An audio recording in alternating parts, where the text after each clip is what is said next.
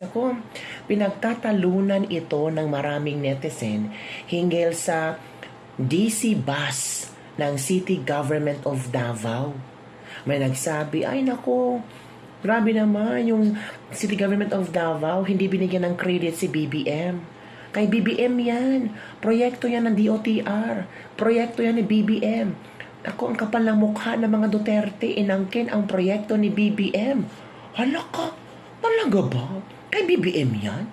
Ang pagkakaalam namin, the DC bus is a project of City Government of Davao that forms part of Davao Public Transport Modernization Project, which was originally by the Davao City High Priority Business System or HPBS.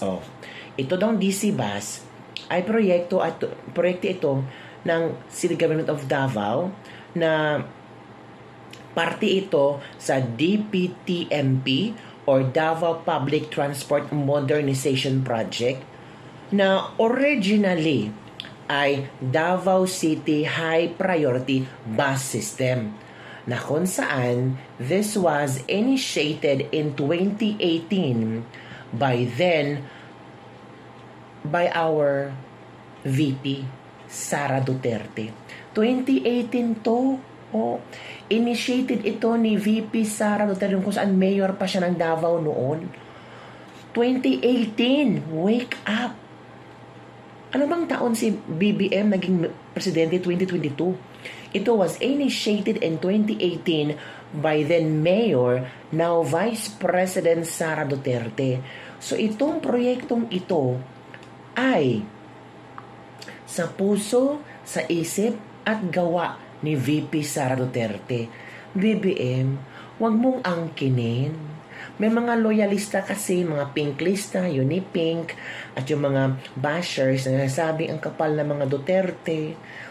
Sabi ng DOTR daw, di umano na proyekto yan ni BBM. My God, talaga ba? Sabi dito, hindi yan Administrasyong Bangag Project of Davao City. Initiative by the Duterte. Kung kay Marcos pa yan, may logo ng Bagong Pilipinas. Di ba Davaoenyo, DC, disiplinadong nakalagay? Oo nga no. Kang Bongbong Marcos pa yan, may logo ng Bagong Pilipinas. Pero walang logo eh. Pwede dito, hindi ito proyekto ni BBM. Ito, panoorin nyo ang video.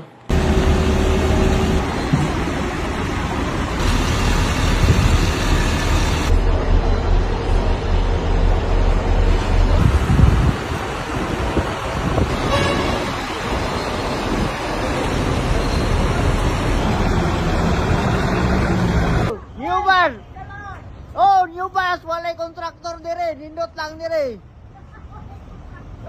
Nindot dire, walay kontraktor. Tingnan nyo, wala. Tingnan nyo ha. Maganda dito, walang kurap dito, walang mga kontraktor. Ang gaganda ng mga bus namin sa Davao. Walay kontraktor. Wala. Walay kontraktor. Walay bakir dire. Grabe mga bus. Ang daming regalong bus dito sa Davao. Walang kontraktor dito, walang lumay. Napanood nyo na, diba?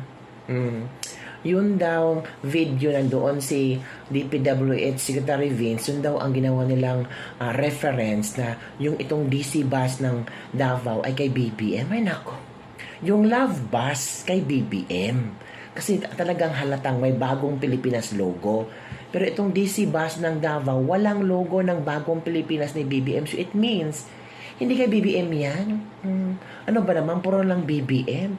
Ay nako, inangkinan lang lahat ang credits. Hindi ba niya naisip? Bakit naman mapaproject parang dami ng cities ng Pilipinas? Talagang Davao lang talaga ang maisipan ni BBM na nalagyan ng mga DC bus. Diba? DC bus, Davao City bus. Diba? Bakit ang Davao ang kanyang bibigyan? Hindi naman niya baluarte ang Davao. Baluarte yan ang kalaban niyang mga Duterte. Magpapa-epa sa mga Duterte, sa Baluarte, sa Davao. Diba? Isip pag may time. Sabi ng iba, nako, mas inuna pa ang DC bus kaysa proyekto sa baha ng Davao. Oo nga, binabaha ang Davao. Pero hindi ibig sabihin, pag binaha ang Davao, mga ilang araw huhupa ang tubig. Ilang oras lang hupa na ang tubig dong. Normal lang yung babahain ang isang syudad. Diba? Hindi ko kumpara sa Luzon, babahain 1 week, 2 weeks pa. Uhupa ang tubig. Pero Davao, a few hours later, wala nang baha. Diba? Bakit din na lang sa Baluarte, na lang sa Ilocos pa para naman mas convincing na project ni BBM ng gaya ng City Government ng Davao? Mas spoiled brat ni Digong, masuko na po to si auntie ninyo kay nganong nindot inyong bus, nganong brat na brat kaayo mo. Brat na brat ang Davao kasi maraming taxes, maraming negosyante ang pumapasok sa Davao. Inangkin, kung kay BBM yan, dapat sa Ilocos Norte niya nilagay. Ay, mga utak pulburon talaga itong mga Unipinks. Hindi yan pera ng national. Ang pangbili dyan, pera yan ang tinatawag na from the peoples of Davao. I'm proud na isa akong Davaoenyo, diba? Nagkalabasan talaga na totoong istorya, mga kabibig. Kaya sabi ng iba, gawa daw ito ng, trabaho daw ito mga sabi nito, ito basahin natin kabibig ha. May nabasa ako dito. The Davao Bus Project will connect key areas of Davao City to Panabo through 29 routes spanning 672 km over 1,100 modern buses, including nearly 400 electric units, will run on bus-only lanes with smart traffic system to keep trip fast and smooth. Buses will be low floor for easy access, equipped with CCTV, wheelchair, base, apparatus for seats for women. Ito na. So itong sinasabi dito, the project started under then Mayor Rodrigo Duterte and was officially adopted and pushed forward by Sara Duterte in 2018. In July 2022, the city government continued to secure funding to make the vision reality. So it means hindi proyekto ni VVM. So, huwag kayong magpa-feeling talaga. Yung iba kasi feeling na, ay nako, kay BBM yan. Grabe ang gawa ni BBM. Nako. Ito pa mga komento ha. Lahat na lang ba aangkinin ni BBM kahit proyekto ng mga Duterte? Ganun talaga. Sa Davao yan, the best and the clean city in Southeast Asia next to Singapore. Yun ha. Yun ang reaction ng marami. Nagalit na ang mga Davaoenos kasi pera nila pambili ng DC bus tapos aangkinin ni BBM. Tagaluson ako pero di ako naniniwala talaga na si BBM ang may project niyan. Dito sa Luzon, di niya naisip mag-project ng ganyan. Tapos dyan sa kaaway mo, na Duterte area, mapaproject ka ng ganyan. Mga kasamahan sa Luzon, imbes pakialaman nyo ang Davao City, utusan nyo ng gayahin ni BBM ang improvement ng Davao City. O tama, diba? Ay nako, mahiya naman kayo sa mga hilig mag-angkin. City Government of Davao Project yan, no? DC, Davao City Bus. Common sense na lang, bakit niya bibigyan ng proyekto ang Davao? Alam na natin na mainit ang mata nila sa Davao at sa mga Duterte. Tama. Sumakay na lang kayo sa DC bus ng Davao para ramdam nyo ang pagmamahal ng mga Duterte. Ay, check. Correct ka dyan. Diba? Bakit magagaling ang project kay Bangag? Uunahin niya ba ang ganyan sa Davao kaysa doon sa Baluarte niya sa Ilocos Norte? Logic na lang yan. Yung mga credit grabber ni Bangag Marcos ay may mga hallucinations na. Itigil na kasi ang paghihit-hit ng polvo. Kudos to the good governments of Davao City. Yan mga kabibig. Sa totoo po, project po yan ng Davao government. Matagal na yung nakaplano. Hindi po sa national. Kung nabigyan ng dapat pondo ang Davao, nako, may railway na sana, flyover at iba pa. Yung twin tunnel ng malapit ng matapos, God bless us mga taga Davao at sa lahat ng sakop ng Mindanao at Cebu, ingat kayo dyan palagi. Diba? Tapos itong si Kiko Barsaga, gusto na kung posibleng maghihiwalay ang Mindanao sa Luzon at Visayas. Yan na.